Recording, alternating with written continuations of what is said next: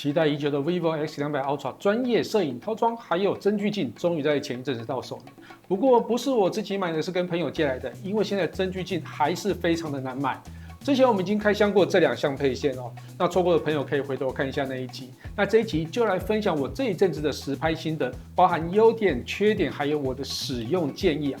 究竟这2大神器值不值得入手？就让我们继续看下去。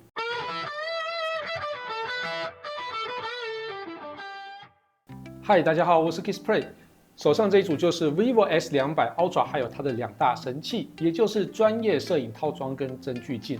这一阵子除了到处进行实拍以外，其实我还接了一个活动记录的工作。业主同意我使用智慧型手机进行拍摄，所以我就带着 X200 Ultra 搭配专业摄影套装完成整场记录。结果没想到客户看了成品之后超满意，让我觉得有点对不起专业摄影师了。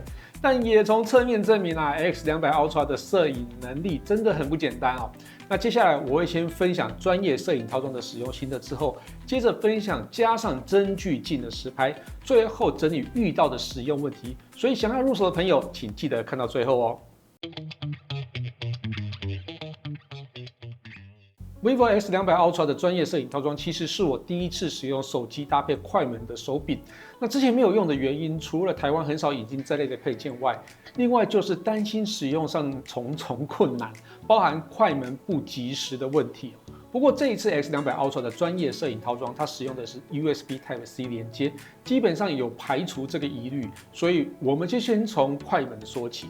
X200 Ultra 专业摄影套装的快门按键跟一般相机的快门按键其实很相像哦，手感也很相似，可以半按对焦、全按拍照，另外半按时也会锁定对焦点。所以习惯使用单眼的朋友也不用改变习惯。如果不习惯半按对焦的朋友，设定中也可以修改成半按持续自动对焦，就跟手机的使用习惯会比较接近。那快门的反应速度我觉得还蛮不错的，但还是略慢于直接点萤幕拍照，会有一点点的延迟，但感受不太明显哦。那所以对实际使用的影响其实不太大。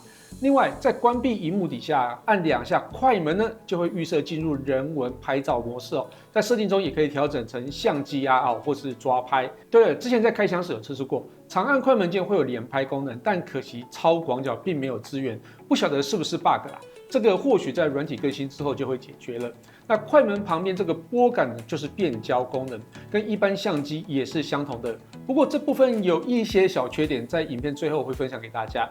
那快门后方的滚轮呢，预设呢是调整曝光补偿，这对于手机来说是蛮实用的。那如果常用相机的朋友，应该比较习惯滚轮调整光圈或是快门，所以你也可以在设定中调整虚化程度，也就是虚拟光圈还有快门。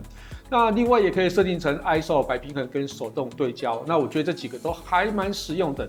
那另外呢，滚轮旁边呢还有一个独立的摄影按键，同样在萤幕关闭底下按2下就可以打开录影模式，再按1下就可以启动录影。那手柄旁边，这边有一个小按钮哦，原本以为是滚轮功能的切换键，但没想到居然不是，它只是让手柄内建的2300毫安时电量帮手机充电的按钮哦。那不得不说，有了手柄之后，单手握持真的很方便。虽然多了一些重量，但手持的轻松程度比起直接拿手机拍摄要舒服很多，所以要单手拍摄时也会更稳定一些。vivo X200 Ultra 所配备的是 2.35 倍的真距镜，配备 85mm 的长焦镜头使用，就会变成 200mm 的超长焦镜头。安装方式跟安装单眼相机的镜头很相像，都是用卡扣来设定的哦。那转个角度就可以固定。那真距镜还有一个云台快拆板设计，可以直接卡上脚架。另外，手持拍摄时也可以当成支撑点，虽然加上去的重量真的很可观，但事实上对于手持来说，这样子拿会更轻松。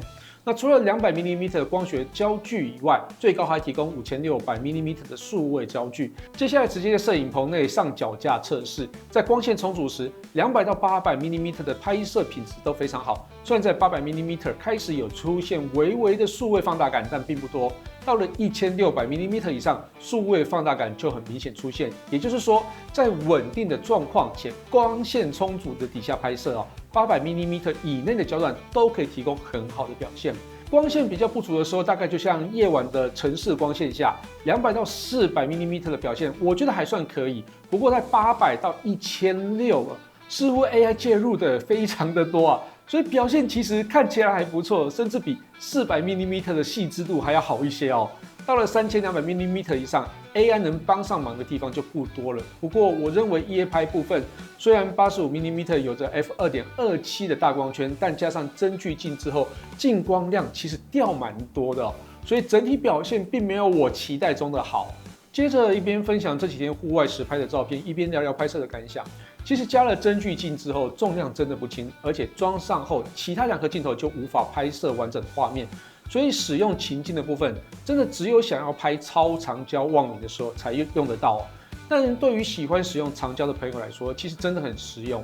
另外一点要注意的是，镜头越长，也就是它的焦距越长呢，所需要的稳定性就越好。所以建议一定要搭配脚架，或是在非常稳定的姿势下拍摄啊，不然啊，照片其实很容易晃动。所以大家应该有发现，我分享的日拍照片大部分就是 400mm 以内的照片，夜拍呢大部分都直接用光学焦距啊，也就是 200mm。因为我就是那个不爱使用脚架拍照的人，所以有不少拍摄的画面都没有很成功。那接下来分享几张失败的作品给大家看啊。其实照片不放大看都还好，只要放大看就可以看到边缘有晃动的痕迹哦。那以我手持的功力来说，顶多400mm 就是极限了。如果800mm 还能拍下清晰的照片，那大概就是光线够亮，加上我手持刚好很稳定才会发生，也就是运气好的意思啦。那加上增距镜之后的表现，跟没有加上增距镜时会差多少呢？在200mm 的焦距，很明显就可以看出光学跟数位的差距哦。加上增距镜的解像力真的要好很多，而且在原生的背景虚化上，光学长焦呢也比数位长焦要来的明显哦。在400mm 两者差距就更大了，加上增距镜啊，400mm 的表现就像光学镜头拍摄一样哦，非常的好。不过没有加上增距镜的数位放大，这整个实力真的就差上一大截了。大家看了 vivo X200 Ultra 专业摄影套装搭配增距镜实拍之后，应该可以感受到，如果在稳定的状况下拍摄，增距镜绝对可以带来非常非常棒的压缩感，还有望远画质体验哦。而专业摄影套装在整体拍摄的体验上，完全更像单眼，拍摄手感也更好。不过没有一个产品是完美的啦，所以接下来我要分享的就是感受到不足的地方，也提出了一些建议。不晓得 vivo 官方会不会看到影片呢？我们先从专业摄影套装看起，在变焦拨感部分，转动时的变焦速度有一点跑太快了，它没有依照拨感的程度来调整快慢，也就是说我拨小一点，它可以动慢一点。拨大一点，它可以动快一点哦。那设定中也没有调整变焦速度的选项。那这一部分呢，建议下一代可以加入啊，会更实用。滚轮部分没有设计成可以按压来切换调整参数，我觉得这点蛮可惜的哦。那这点也期待啊，下一代可以加入。接着我们来聊一下增距镜。我们先说一个 bug 哦，在长焦增距模式下，居然没有支援连拍的功能。但跳出这个模式后，直接使用85mm 焦距来搭配增距镜，虽然画面是反的，但可以支援连拍，所以这部分我认为是忘记加进去了吧。所以软体更新之后，我觉得应该就没有问题了。那另外一个我觉得比较重要的是界面设计的问题，目前必须要进入长焦增距功能才能让影像反过来，而且焦距数字才会准确。但在这个模式中，只有拍照、录影还有舞台模式，像是习惯使用专业模式的朋友就没有办法自己控制曝光时间跟其他参数。